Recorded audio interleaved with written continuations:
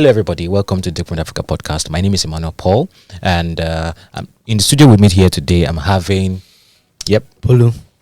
And Chimgodrim. Good. Thank you so much for coming to the podcast today. Yeah, thank you. I don't think you had a choice. Exactly. You did not. Right? But yeah, it's been a fun week, and we're hearing some very, very, very curious things happening in Nigeria's tech space, around Africa, and on the global stage. And first of all, the company that has come under fire very, very recently, Patricia, posted an update, but there's something weird going on there still, right? Yep. Then X is making some interesting moves.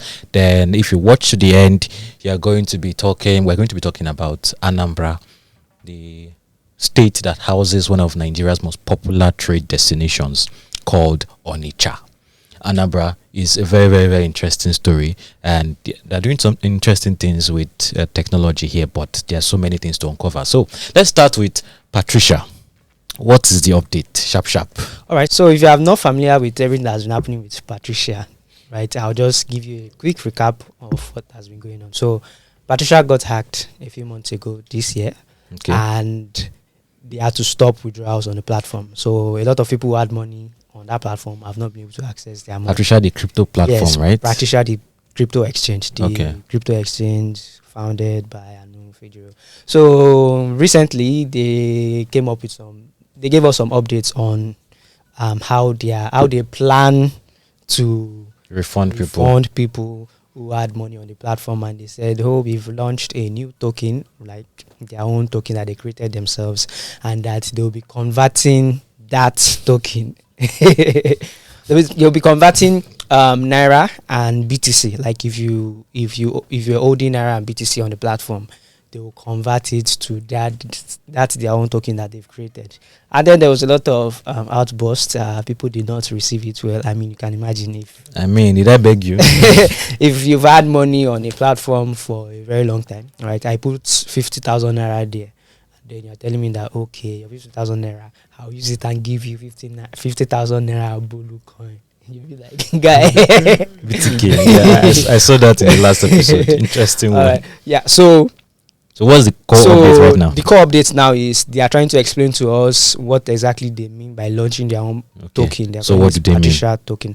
And then what they mean is it's a debt token, right? It's a debt token, which simply what they're trying to say is, okay, I know I'm owing you money, right? So it's an IOU. Exactly. So what I'm doing is I'm owing you 50K. I'm going to give you 50K Bulu coin, give you 50K Bulu coin, and then you can now change it, swap it for what you used to have. That's basically what they are saying. Swap it where? Swap it on their own platform. They have to give me. So that's the interesting part. Now, they created a white paper for that Bulu coin, where they also explained how people will be able to recover their funds. And then what they said is, you can only convert it to USDT, right? And it's not even as if they've started giving people that coin yet. One, it's not even as if they've started allowing people to now swap that coin for real money. And then they're also now saying that coin will be released to people. It's not as if it will happen immediately. They'll be releasing it small, depending on how profitable the company is. Depending on how profitable the company Yes. is. So I noticed you've been very, very measured in the way you've reported on Patricia. Mm-hmm. And I was reading the article, like, Bolu, there's nothing you want to tell me. Yeah, you are being biased. I'm going to accuse you of that. Oh my God. You are being biased with this, your crypto people. Okay. Because this is, let's call a spade. A spade. Good. So Not a shovel. this is, let's imagine, you saved money in dollar at with your DOM account, and your bank now wakes up and tell you that they've converted all the dollar to Naira. That is a very, very legitimate thing, because the Naira is still a very, very accepted medium of exchange. But me, I know I will vex because I saved in dollars. Yeah. Now you're not even telling me that you are changing it from not Bitcoin, not USDT, but to a coin that never existed in the first place. You know what? I'll leave you and your God. but that is actually not a nice thing. And that white paper what is it backed by? What is there a reserve that is backing? So this the whole money? backing thing now based on their new explanation, right? The whole backing thing does not really matter because it means it's just going to be an internal token, right? So which means Patricia as long as I have money. it, yes, which means like it's just going to be like, okay, Techpoint is giving people bonuses in the office, right? And then Techpoint is saying, oh, we are giving you Techpoint can only give you bonus if Techpoint is making money. What money is Patricia making? No, I'm just trying to explain how that token will work. It's like, okay, I'll give you you get Techpoint points, right?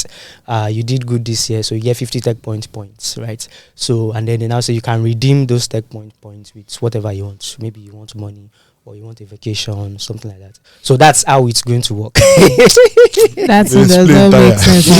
No evidence. I'm just single evidence. So the thing now is, I've explained how that token will work. The thing now is, where is the money that you want to give people? If people now say, okay, I have my Techpoint points, right? My TP. Yes, my TP points. Nice one, thank you. I have my TP points. Where is Techpoint going to get that money to now give me? Okay, say I have 50,000 Techpoint points, and Techpoint is telling me those TP points are valued in dollars. Okay, where are you going to get the $50,000 to give me? Right, that is where the question is now. But the founder has said they are doing some fundraising and they've been largely successful at it. They've been like people actually give them money. Yes. So wow. Let me I respect investors. And I respect founders even more. I mean, Chigozie, you want to say something? No, I don't want to hear your voice. Chigozie, you want to say something? Don't say say something. Hey. Largely success based on whose words. Based on the founder's words now, will he be lying to you? He has all the incentive to lie, so why not? I mean, yes, he does. He has every incentive to lie. But we don't know if he is or he isn't. So the only thing we've not done right now is to call this an outright scam. Yes, that's the only thing we've not done. But here's it. Because we do not know if it is. Oh, really? Yes. Okay. All right. let's move on. Let's move on. So, yeah, talking about X. I'm hearing X has gotten a money transfer license and they want to start handling crypto. Just bundle everything. Just give me the lowdown in one sentence. The lowdown is X, formerly known as Twitter, has been able to get money transfer licenses in 7 states in the US, and the recent one was in Rhode Island. This, and I don't know why a lot of people are focusing on the crypto part, maybe because of Elon Musk, his history with cryptocurrencies, but it's not just crypto. This actually means they can become a mini Stripe, right, where they can facilitate. So you sell something on Twitter, you can now pay. There's no need for a third party to actually pay inside Twitter. So how does it affect us here in good old Nigeria? So how it affects us in Nigeria is, I mean, if they are making these moves in the US, Twitter it's a global platform. A US platform, but it's a global platform. So if they are making these moves in the US, it is most likely that they will do the same across all the countries where people use the platform. Okay, that's the gist. That's the main gist. But will they? I don't think they will. They are just in 7 states. Stripe, as big as they are, barely just started putting their footprints in Africa. True. So think about it. So I mean, even if they were able to get licenses in all US states, why bother with Nigeria? Why bother? Okay, I think this is now where the crypto part now comes to play. Okay. If they now decided they want to go the crypto route, okay, it's free game. Anybody from anywhere is free to play. Well, let's not go too deep into it because I mean there's also regulatory things to consider. Exactly. So, but I think what is free for everybody is AI. Everybody wants to do AI. Everybody wants to jump into AI, and our dear old country is trying to develop an AI policy. Give us a lowdown about that too. All right. Yeah. So, our newest, one of the newest. Is there a reason why Bolu is taking all the stories back to back? Okay, fine. Go on. I mean, don't let me go. You want to be proud now? No. All right. So, our dear. Okay. Don't let me say that. Bosun Tijani, the new minister. Your dear old country. Yes. our IT minister, digital minister, tech bro minister. He's the Minister of Communications, Exactly. Innovations, and the Digital Economy. Yes, Good. thank you very much. You're welcome. So, he has announced plans to create an AI strategy for Nigeria. Okay. Right, he announced it on Twitter, and he's looking for stakeholders, looking for experts in that place that will come together and create this AI strategy. Mm-hmm. The thing about creating an AI strategy in the country, it's very important because we've seen how fast this technology is moving, and I think I can't remember who said this, but the time where we wait for regulation to catch up with Yes, technology. I'm the one that said it. Elon Musk. I'm the one that said it. Okay. They play. I'm the one that said it. We've had this conversation. Maybe you like, said so. this is not the first time that ministry is saying they want an AI policy. Okay. We have had that conversation before. And we were debating. Okay. So what's new now? What's the main gist? So now? the main gist is that creating an AI strategy is important for the country because one, we do not want to be left behind in that space.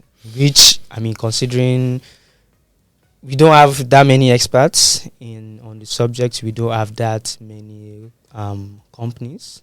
We have them, but we don't have that many. Compared to other sectors, fintech and co, we don't have that many.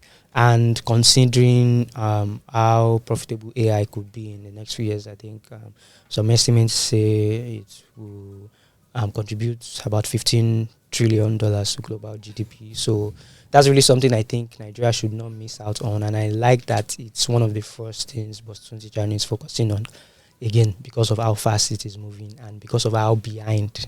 We are really behind here when it comes to AI. So, but I think if Boston Tijani will ask me and say, okay, what should we do? I think one of the first things they need to focus on will be STEM. They need the education should be like the bedrock of this strategy, because you don't even, who wants to teach you, how many people can actually say they want to teach AI in Nigeria? But is that even in right? is that under his purview in the first place? Well, if you look at the AI strategies of other countries, for example, China, education is like a huge part of it, right? Getting people to get those degrees, people to go out and study and then come back and transfer. So I think we should take, we can take from every other person's own, but I think that China's own it really speaks to what could be in Nigeria. Yeah. And I think I agree. And to speak to Chingozeren's point about if that STEM education thing is under his purview, again, I feel regulators, ministries, MDAs should start talking to each other more. A lot could be achieved. For the Ministry of Education wants to push a STEM policy in the educational sector, they shouldn't be doing it alone. The Ministry of Communications has a network of a lot of companies in the digital space, in the technology space, that could actually aid the Ministry of Education. Yeah. Also, another ministry too is the Ministry of Science and Technology. So that one is more research, R&D focused. So core science research is in that ministry. So collaborating with these two ministries. So talking about ICT, you're coming to meet Boston Tijani. Talking about the Ministry of why can't I remember her name right now? But the Ministry of Science and Technology is another ministry that they could collaborate with. So many things that they could be talking to each other.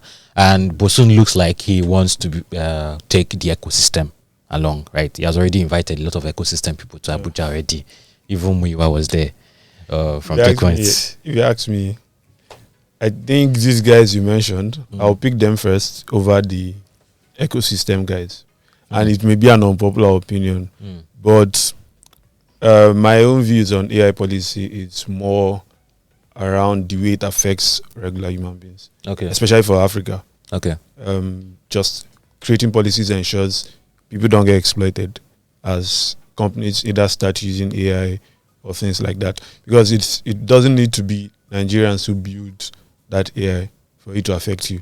It could be, we've seen some Altman roam around the world. It could be OpenAI, for example. Coming to scam my eyes. It's fine. Yeah. So that could be where we focus. But for that, I don't know if you've seen a few people who are wondering why he's starting with an AI policy, but I kind of get the criticism. To my actual point, I think ecosystem people can't.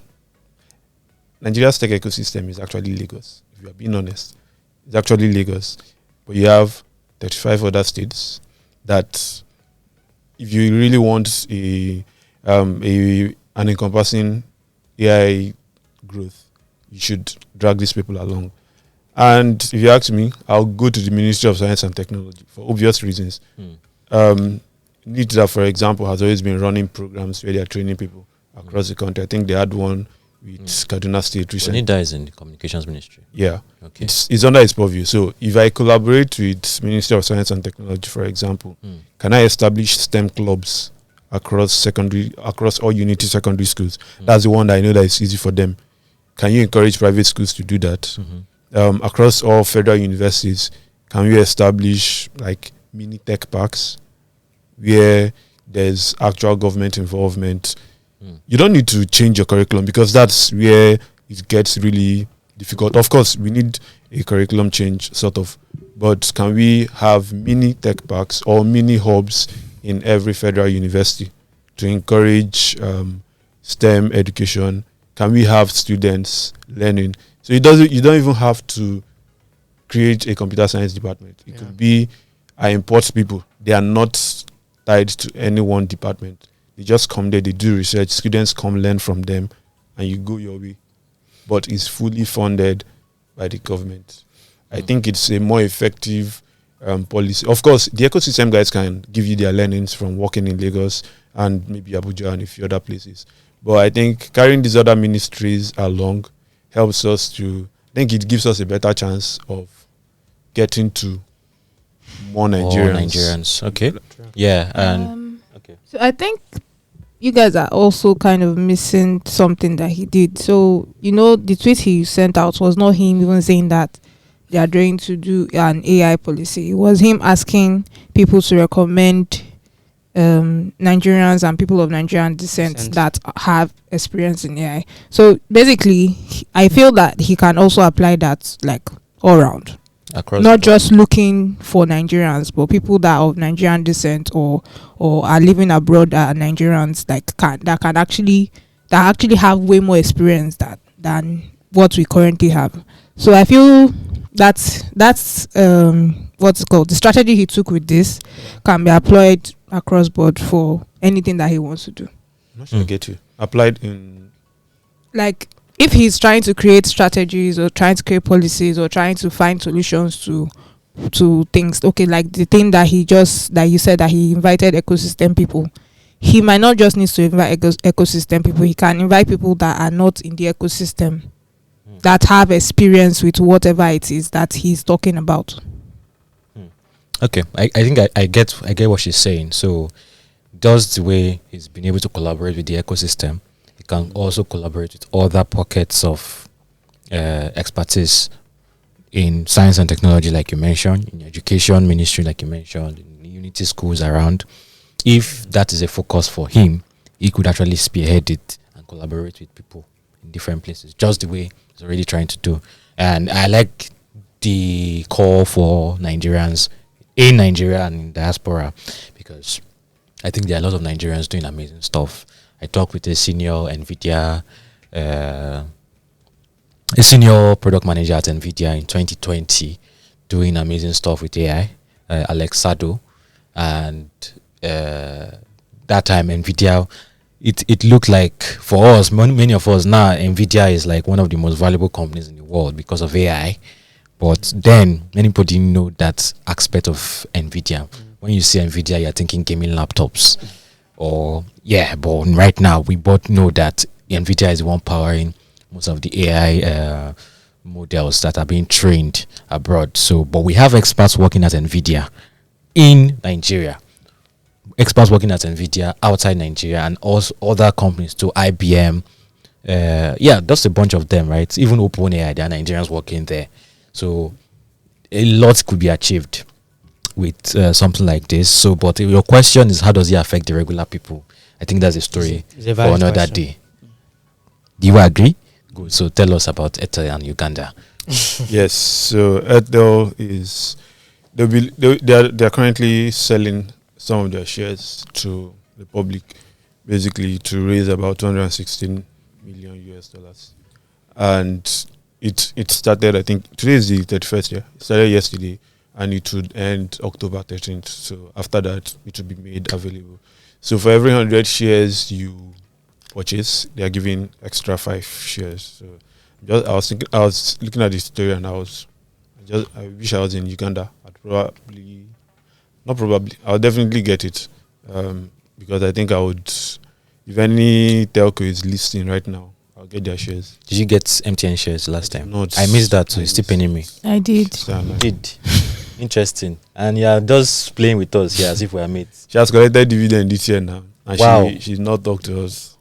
Wow. Anyway, Pride. I'm telling you, she Pride just asset. collected it under the radar. It's not like there's anything in the dividend, but let's continue. The 5k shares you bought. Or if it's 5k, your dividend may be like 5 naira. Exactly. But yeah, I think to Tringo's point, if you have the opportunity and any major technology company is actually listing in your country, try to jump on the opportunity. It's a good, if you have This is not financial advice. obviously, but yeah, I think it's a good opportunity, and I think I like the sentiment behind it, even though it gets weird sometimes, where it's tried to establish ownership, so where you can really say, oh, Airtel is not just an Indian telecommunications giant, it's our own. Just the way we are talking with Airtel Africa and MTN Nigeria in Nigeria here, we can say, oh, MTN Nigeria is a Nigerian company.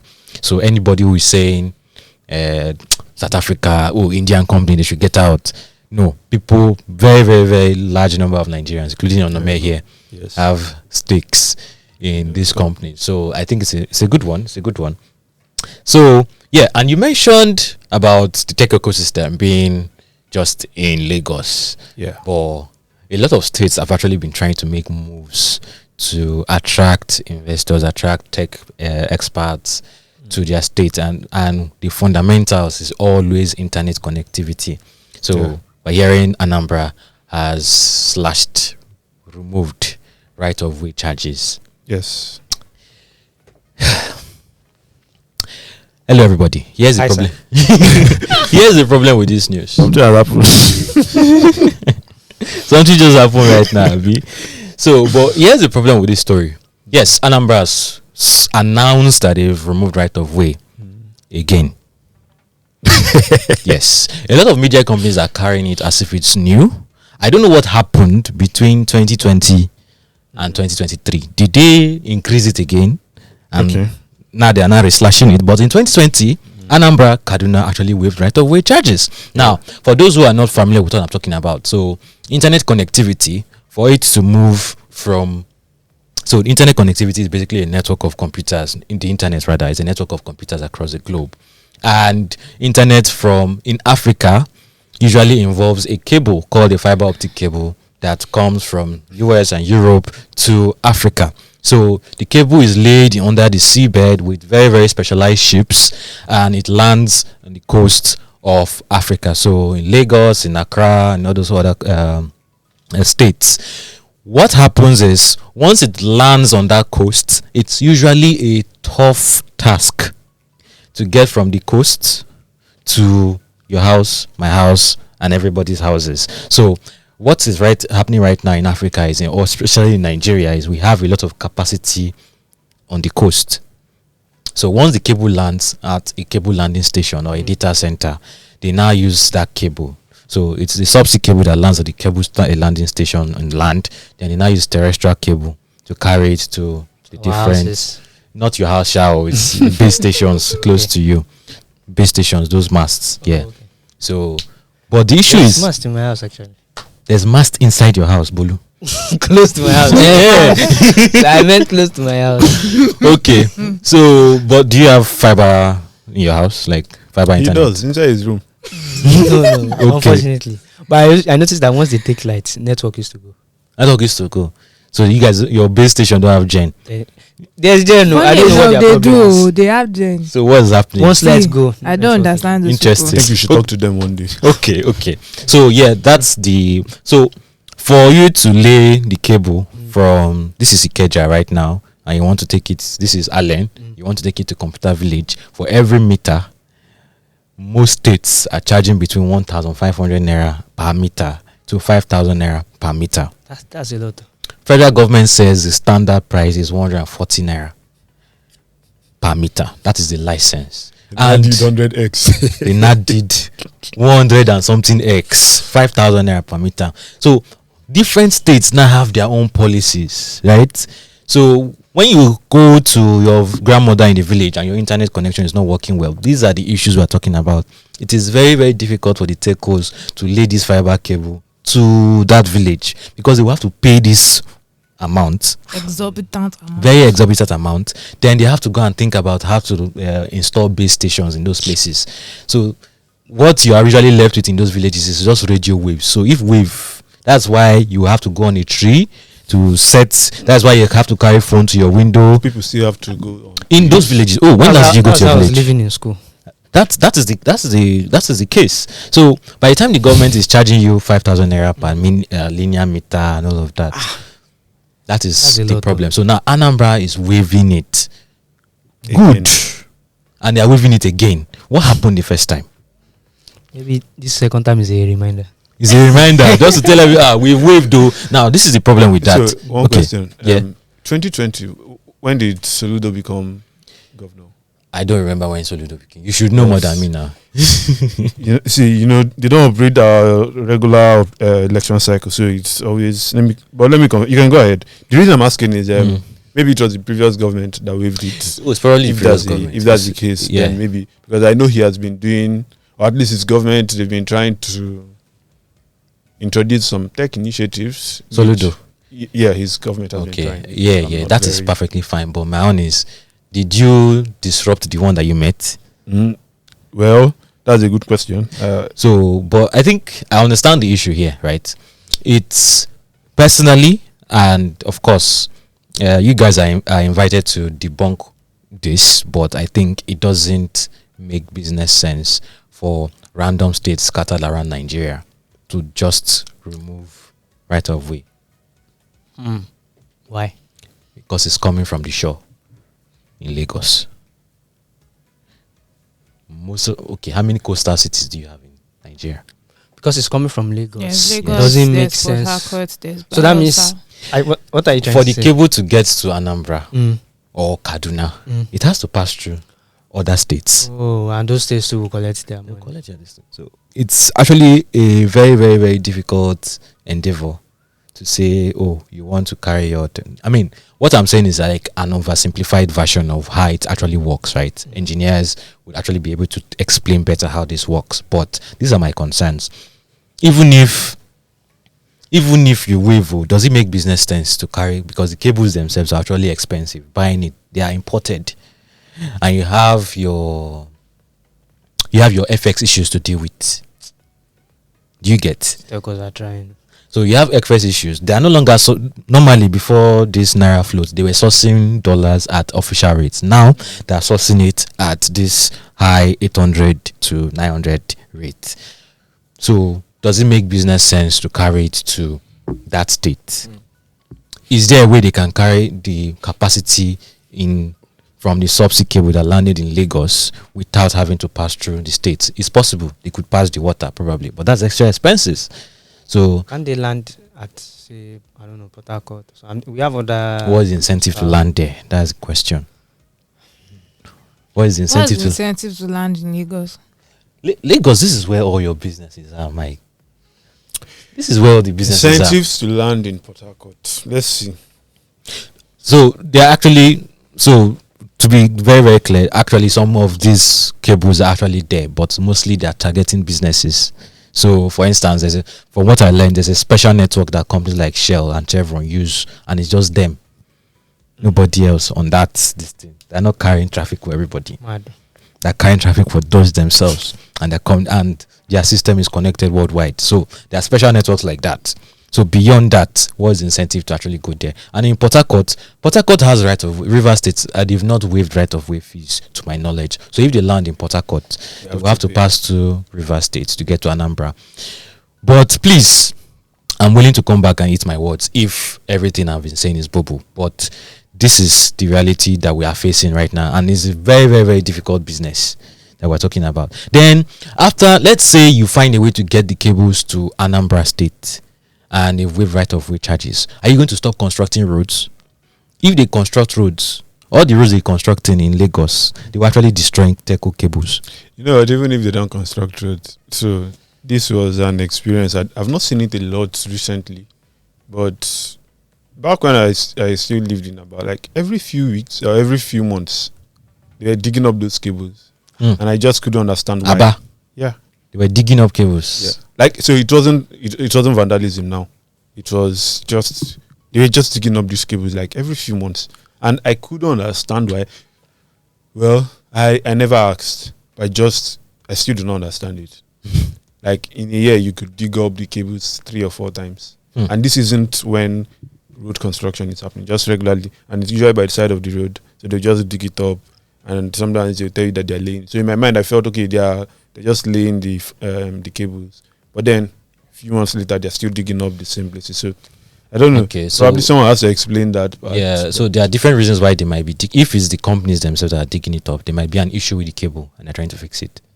Okay. But if it is not the companies, then that is vandalism as far as I'm concerned. If it's the companies themselves that are digging up the cables, so for instance, Fiber One could be trying to run maintenance, weather condition could have affected the cable somewhere, and they're trying to trace where.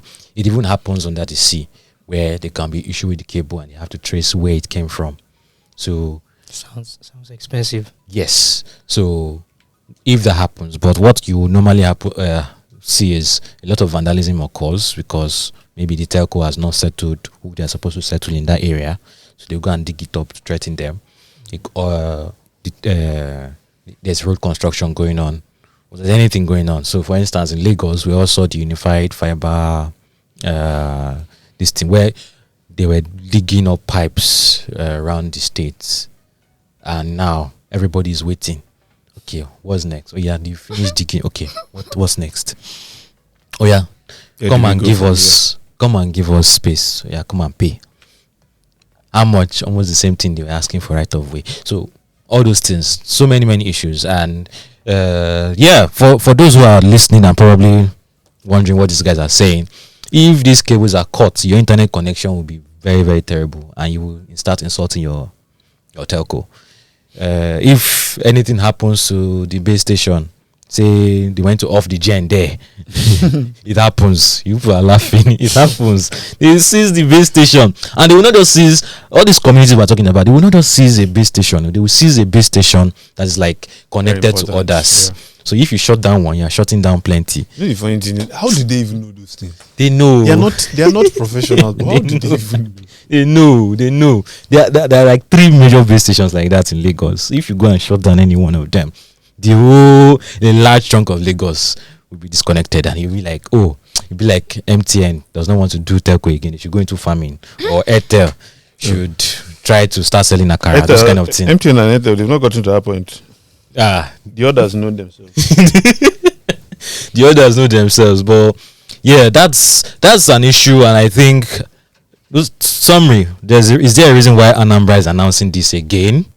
What happened the last time? Why couldn't initiatives be built to try and incentivize telcos to actually go there? Because yeah, if the government creates incentive for these guys to go there, beyond this right of way, this thing, they will go. Onitsha is a very huge market. Imagine connecting thousands of businesses and all of that. Then number two, you just heard us discussing it, all the issues that these telcos are facing, and yeah, only God knows when your internet connection will be. So I'm just wondering, is there a place where Elon Musk and Starlink come in? That is where, so not Starlink, that is, you are looking at Avanti, you are looking at Eutelsat and Yasat. Those, Eutelsat is the satellite service provider for DSTV. So what they also do on the side is also provide satellite internet service for the telcos. So telcos don't actually have to go to some of all these communities to offer services. Avanti does the same thing. They have their telecom partners, not Starlink, and I have to emphasize that. So Eutelsat has been working with Connect. Satellite internet operators are actually helping these telcos hit rural areas, give them connectivity, and area boys cannot go and seize the satellite and off gen. That kind of thing. I mean, so maybe government should be considering. I think there's a lot for government to do in a lot of our problems. Government has hand in most of the problems we have. Your government is fragmented. Even if the federal government, to my knowledge, has been very cooperative. But you have 36 different governments. Or maybe they are cooperative because they know that the buck doesn't stop with them. That could be why they are cooperative. Basically, they will tell people to go and do something when they know that execution is largely in your hands. And that means policies or I don't know, whatever needs to change. Because for example, why this thing should be uniform. The what? The right of way charges. So You can't. It can't be uniform because it's not you that will tell me what I'll do in my own state. No, you know the I crazy can thing. tell even You know the crazy thing. federal government should You know the crazy thing. They've actually called all these governors together in one place, and they've already agreed. Exactly. That's the thing. So They've already you agreed. can agree and someone will get back home and decide those guys are talking to themselves. They are not doing again.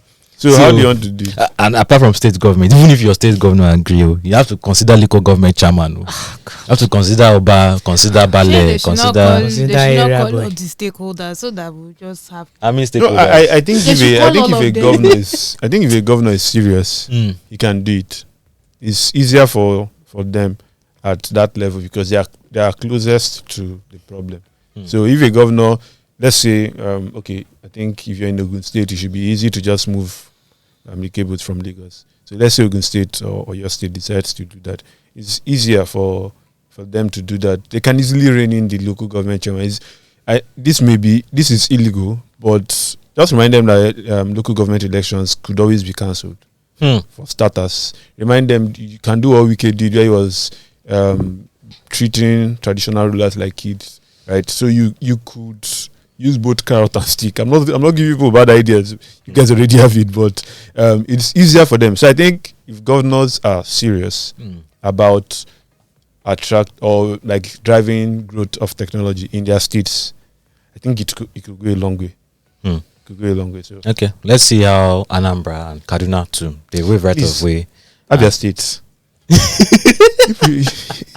Help me to help you people.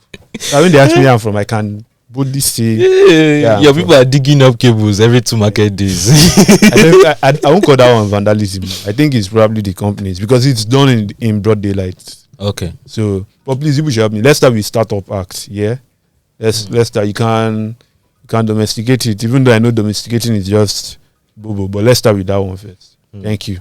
And I think the governments, even the governments that are making a show of supporting technology, should put their money where their announcements are. Yep. So I think that's pretty much it. We had MultiChoice has written down $108 million investment. Wait, they've written down $108 million on its investment in betting company Kingmakers. Interesting. Then MTN Nigeria signs 5G MOU with Seplat Energy. I think what's the story behind here? Using solar to that's an interesting one. I would dig into this more. So we've had a lot of interesting conversations, and I hope you enjoyed everything we've discussed today. Everything from Elon Musk transmitting money to Patricia and their I almost sang the Elon Musk song.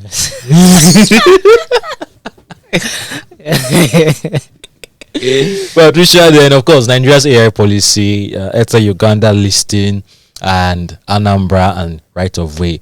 Right of way, I wish I could do a separate video about it. It's a very, very, very important aspect of your digital economy. If you hear stories of Yaba in the olden days and how they wanted to make it Silicon Valley, one of the underlying infrastructure behind Yaba in those days was main one's cable. Government gave them free rein to lay cable in Yaba, and a lot of companies gravitated towards that place. So a lot of things could happen when the government is actually very, very, very deliberate. And of course, people try to protect all our infrastructure. Where from power, don't say there's mercury inside transformer. You want to sell the mercury. Please, God, please. Yes. So, and of course, don't mind Chingozem. The tech ecosystem is not only in Lagos. I debunk that. But I think Bring evidence. Evidence, no deal. There's no evidence. all right, guys. If you're watching us, you know what to do. Share, like, subscribe, and have fun. And for the audio lovers, Bulu, Afa. Yeah. For audio lovers, you can find us on Google Podcasts, Apple Podcasts, Spotify, Heart Radio, and anywhere else you can get your podcast. Why is Anomaly looking at me like that? All right, people. That's it. Yeah. Okay. Bye, bye, people. Yeah, then bye bye. Bye. Bye, bye.